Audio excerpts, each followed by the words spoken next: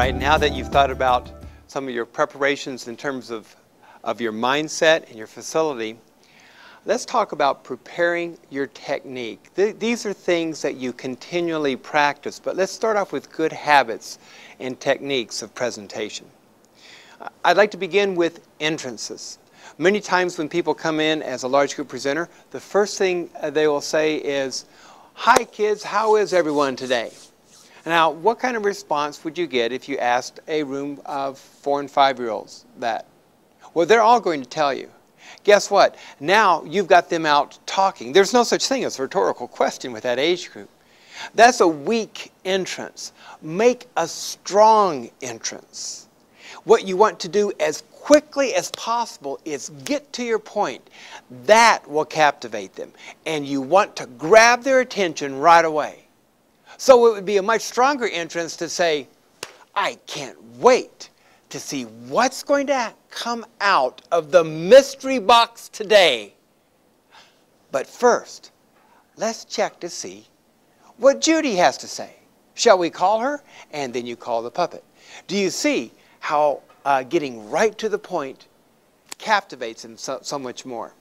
Or if you like a more casual way of entrance, you might enter with a story. I noticed what some of you guys were doing in your small group today, and I noticed one group in which they had built this body sculpture that it looked like a bunch of monkeys on a tree. I kid you not. You've caught them right away. But then you take it right into how that ties right into your story, because you want everything to point into the main point of the day.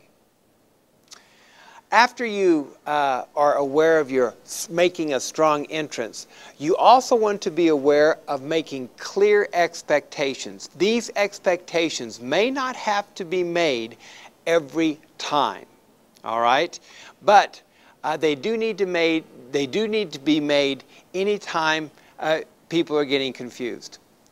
Examples. Expectations to 4- and 5-year-olds. I'd like you to put your listening ears on and take off your talking to a friend voice, and then hands on your nose, hands on your toes, hands on your back, hands on your lap. We're ready to hear what God has to say to us today.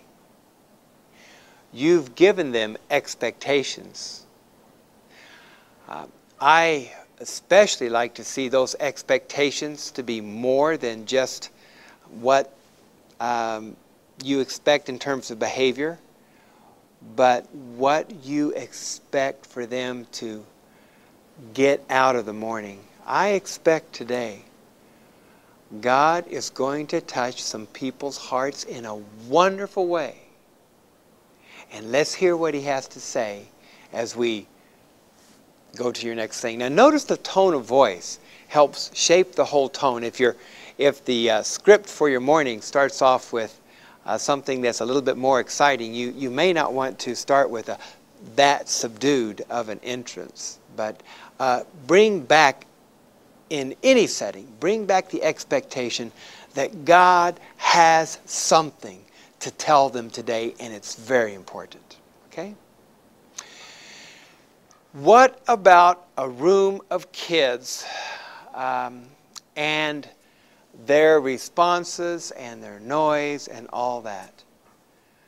I know for a fact it's much easier to speak to a group of 5,000 adults than a room of 50 preschoolers. Holy smokes, 50 preschoolers. That's huge.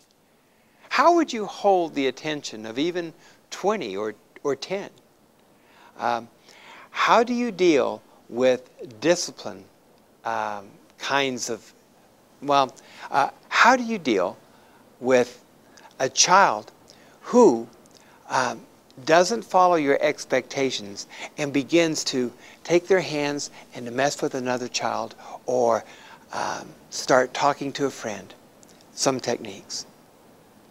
What you can do is stop and look.